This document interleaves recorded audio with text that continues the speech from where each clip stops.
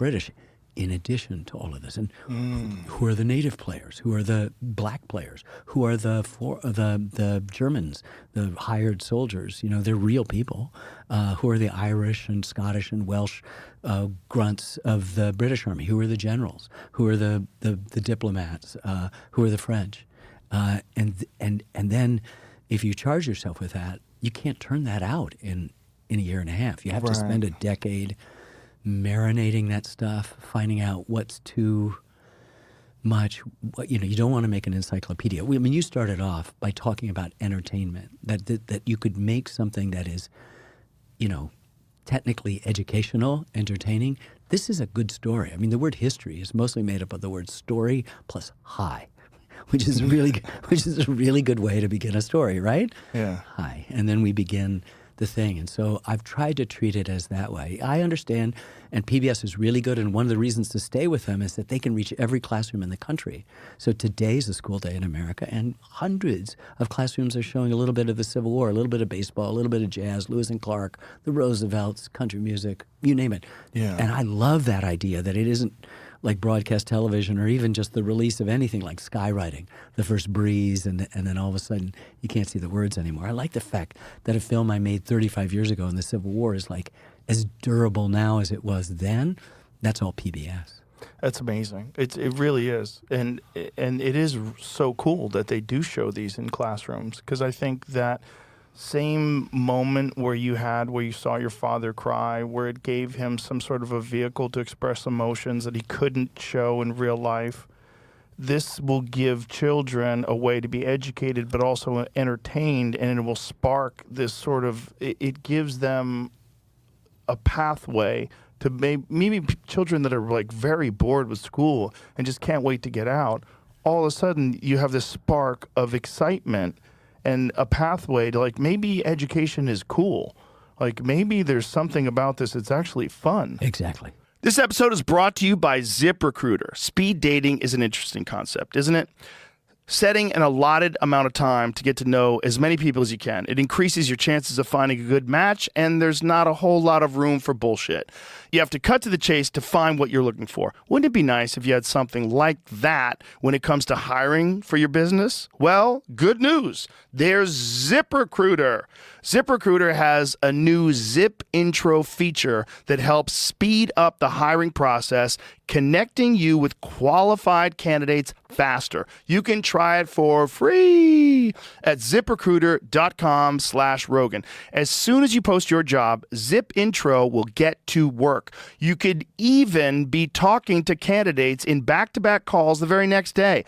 All you have to do is pick a time, and it'll start scheduling top talent for you to meet. Enjoy the benefits of speed hiring with the new Zip Intro feature only from ZipRecruiter, rated the #1 hiring site based on G2. Try Zip Intro for free at ZipRecruiter.com/Rogan. Again, that's ZipRecruiter.com/Rogan. Zip Intro. Post jobs today. Talk to qualified candidates tomorrow. Exactly, Yeah. and we have let a lot of what is fun about it. We've sort of taken history out. We've taken civics out.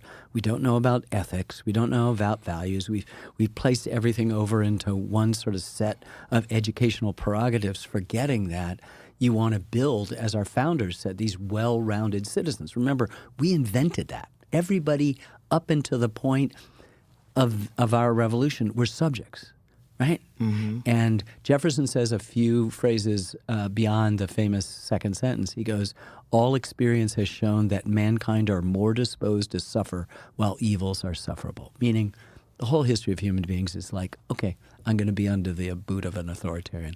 I just, that's my lot. I'm just going to accept it. Yeah. And he's going, no, central to the success of this new thing you were creating, citizens, was the responsibility to educate and to be educated and to do that your lifelong. In fact, Jefferson could have said life, liberty, and property. He didn't. He said the pursuit of happiness.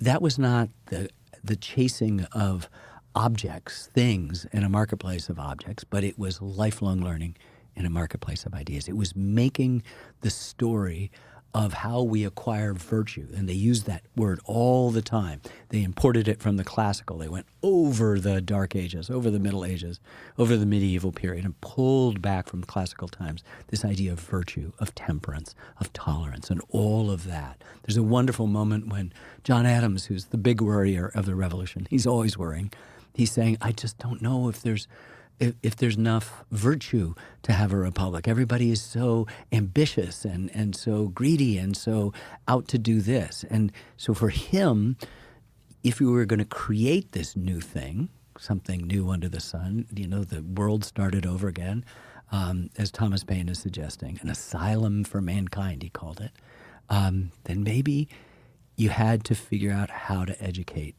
your stuff. And so when you go back and say, what have we lost? Whether we're now just repeating, are we trying to get to the test, or are we trying to make a well-rounded human being? So if I tell you, in 1838, there is this lawyer in Springfield, Illinois, who is just a few days short of his 29th birthday, who is addressing the Young Men's Lyceum on an afternoon, and the topic is foreign policy. And he says, whence shall we expect the approach of danger? Shall some transatlantic giant step the earth and crush us with a blow?